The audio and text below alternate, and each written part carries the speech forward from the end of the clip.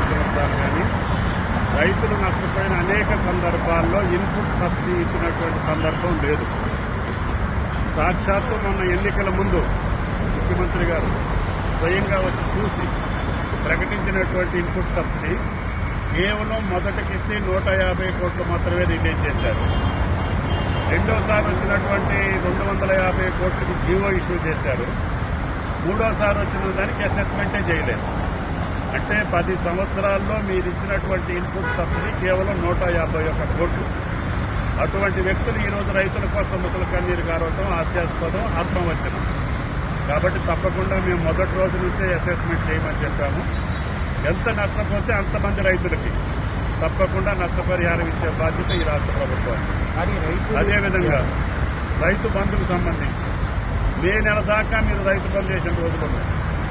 ఖజానా ఖాళీగా ఉన్నప్పటికైనా సరే ఇప్పటికి 4 నుంచి 5 ఎకరాల వరకు వేసాము. తప్పకుండా రైతు బంధు కొనసాగుతుంది అదే పద్ధతిలో. అదేవిధంగా రుణమాఫీ మొదటి టర్మ్లో మీరు ఇచ్చినటువంటి రుణమాఫీ రైతులకి వడ్డీకి సరిపోలేదు. ప్రతి ఎన్నికలప్పుడు కూడా 25,000 ఇస్తాము. మళ్ళీ ఎన్నికలు వస్తే మళ్ళీ 25,000, మళ్ళీ ఎన్నికలు వస్తే మళ్ళీ 25,000. ఆఖరికి వాళ్ళ వడ్డీకను మీరు ఇచ్చిన దానికి సరిపోయింది. ఇవన్నీ రెండవసారి 5 సంవత్సరాల్లో రుణమాఫీ కేవలం ఓఆర్ఆర్ తాకట్టు పెట్టి ఇచ్చినటువంటి 7,000 కోట్లు తప్ప ఇంకా 13,000 కోట్లు బాకీ ఉంది. అటువంటి వాళ్ళు నాగార్జున సాగర్కి సంబంధించి ఒక మాజీ మంత్రి గారు చెప్తున్నారు నీళ్లు ఇవ్వలేదని. మొదటి పంటకే మీరు ప్రభుత్వంలో ఉన్నప్పుడే ఫస్ట్ క్రాప్కే నీళ్లు ఇవ్వలేనటువంటి మీరు ఈరోజు రెండో పంటకి నీళ్లు ఇవ్వలేదని చెప్పడానికి మనసు ఉండాలి, అసలు ఆలోచన ఉండాలి, ఆత్మవంచన చేసుకోవద్దు. కాబట్టి మొదటి పంటకే మీ సాగర్ను ఖాళీ చేసినటువంటి మీరు అస్తవ్యస్తమైనటువంటి పరిపాలన, నీటి విధానం మీద సోయి లేకుండా సముద్రానికి వదిలేసి శ్రీశైలం నాగార్జున సాగర్ ఖాళీ చేసి పెట్టి ఈ రోజున రెండో పంటకి నీళ్లు ఇవ్వలేదంటే మొదటి పంటకే నీళ్లు ఇవ్వాల మీరు నాగార్జున సాగర్ కింద. రెండో పంటకు అడిగే హక్కు లేదు. మీ యొక్క ముసలి కన్నీరు ఈ రైతులు నమ్మే పరిస్థితి లేదు.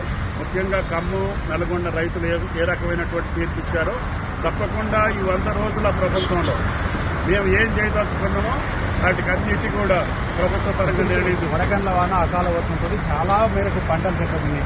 పంటలు దెబ్బతిన్న ప్రాంతాలకు మీరు ఇమీడియట్ గా రైతులకు ఎటువంటి భరోసా ఇవ్వబోతున్నారు? రైతుల దగ్గరికి అమ్మటి అధికారులు అంచనా వేయడానికి పంపించాము. అధికారుల యొక్క నివేదిక రాగానే ఎన్ని ఎకరాలు నష్టపోయినా అన్ని ఎకరాలకి 10,000 రూపాయల చొప్పున ఈ ప్రభుత్వం ఇవ్వడానికి సిద్ధంగా ఉంది.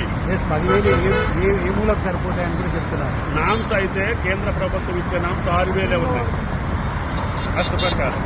అయినా సరే ఈ ప్రభుత్వం 10,000 ఇవ్వడానికి సిద్ధంగా ఉంది. అసెస్మెంట్ జరిగి నివేదిక రాగానే తప్పకుండా ప్రభుత్వ పరంగానే ఆ సహాయం చేయబోతారు. మీరు రైతు బంధుకు సంబంధించి ఎన్నికల ముందు ఇచ్చిన హామీలు ఏ విధంగా ఉందా? మీరు కాంగ్రెస్ ప్రభుత్వాన్ని గెలిపించండి, ప్రభుత్వం ఏర్పడిన తర్వాత ఇమీడియట్ గా పెంచిన రైతు బంధు మీకు పడుతుందని చెప్పారు. కానీ ఇప్పటివరకు కేవలం 3 ఎకరాలు ఉన్న రైతులకు వాళ్ళకి ఎవరికి రాలేదు. రైతు భరోసా నెట్ బడ్జెట్ నుంచి ఉంటుంది. ఇది రైతు బంధు ఇప్పటివరకు ఎవరికి 3 ఎకరాలు ఉన్న వాళ్ళకి తప్ప ఎవరికి రాలేదు. 5 ఎకరాలకి వెళ్ళిపోతుంది. అది కంటిన్యూస్ ప్రాసెస్. వాళ్ళు మే నెల దాకా వేసిన సందర్భాలు ఉన్నాయి. ఇదంతా మార్చి కూడా కాలేదు. ఈ రోజు రేపు 4-5 ఎకరాలకు అయిపోతుంది. అంటే 90% దాకా రైతులకు వెళ్ళిపోతుంది. మిగిలిన వాళ్ళకు కూడా వేసే బాధ్యత ప్రభుత్వం. రుణమాఫీకి ఇంకా పాలసీ డిసిషన్ తీసుకోలేదు. ఒకేసారి చేయడానికి ఈ ప్రభుత్వం ప్రయత్నం చేస్తుంది. ప్రాజెక్టులు ఏం చేస్తామంటే రాజకీయ పార్టీలను ఇప్పుడు ఆ ప్రాజెక్టు గేట్లు ఎత్తినా కూడా మీరు ఎమ్మెల్యేలంతా మా దాంట్లో రమేష్ గారు ప్రాజెక్టు గేట్లు ఎత్తినా కూడా నీళ్లు లేవు రావడానికి. అర్థమైందా? మీరు ఖాళీ చేసే వెళ్ళిపోయారు. ఖజానా ఖాళీ చేశారు, ప్రాజెక్టులు ఖాళీ చేశారు, అన్ని ఖాళీ చేశారు. అయినా సరే కష్టాల్లో ఉన్నటువంటి ప్రజలను ఆదుకునేదానికి ఈ ప్రభుత్వం సిద్ధంగా ఖజానా ప్రాజెక్టులు ఖాళీ చేసే వాళ్ళు ఇన్కమ్ వస్తున్నారు. సముద్రానికి పోయినాయి అస్తవ్యస్తంగా. పంటకు అవసరం లేనప్పుడు ఎన్నికల కోసం నీళ్లు వదిలేరు నాగార్జున సాగర్.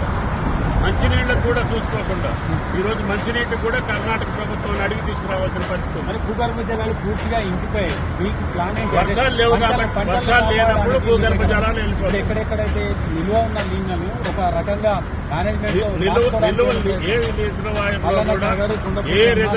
ఏ రిజర్వాయర్లో కూడా శ్రీశైలం కానీ నాగార్జున సాగర్ లో కానీ జనాలు గ్రావిటీలో వచ్చే మందం కూడా లేవు ఇప్పుడు. అయినా సరే మంచినీటిని చూసుకోవాలి ఫస్ట్ ప్రయారిటీ.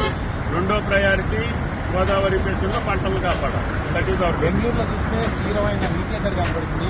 హైదరాబాద్ లో కూడా అదే పరిస్థితి ఉత్పన్నే అవకాశం ఉంది. అవును. మీరు ఎక్కడి నుంచి నీళ్ళు, గోదావరి నీళ్ళు ఎక్కడి నుంచి తీసుకొచ్చి హైదరాబాద్ అందిస్తారు? ఆ ప్లానింగ్ ఉంది. బెల్లంపల్లి నుంచి తీసుకొస్తాము. నాగార్జున సాగర్ నుంచి కానీ, శ్రీశైలం నుంచి కానీ డెడ్ స్టోరేజ్లో ఉన్న నీళ్లను కూడా అవసరమైతే పంపింగ్ పెట్టి కృష్ణ భగీరథ పైపు ద్వారాగా హైదరాబాద్ కాపాడే బాధ్యత ఈ ఒక ప్రభుత్వం. వ్యవసాయ శాఖ మంత్రిగా మీరు ఎంతవరకు సక్సెస్ అయ్యాలనుకుంటున్నారు? ఈ స్వల్పకాలం 100 రోజుల పాలన మీరు ఏం చెప్పగలుగుతారు? 100 రోజులలో ఇంకా నాది పంటకాలం రావాలి. త్వరకరు కానీ నా పంటకాలం వస్తుంది.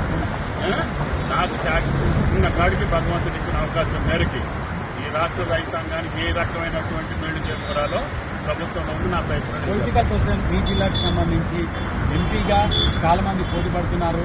మీరు మీ కుటుంబం నుంచి ఏమైనా పోటీ పడుతున్నారా? అధిష్టానం వరకు నిర్ణయం, అధిష్టానం వరకు నిర్ణయాన్ని నేను పట్టుబడి ఇటీవల చైర్మన్ల, కార్పొరేషన్ చైర్మన్ల విషయంలో చాలా రకాలుగా మంత్రులు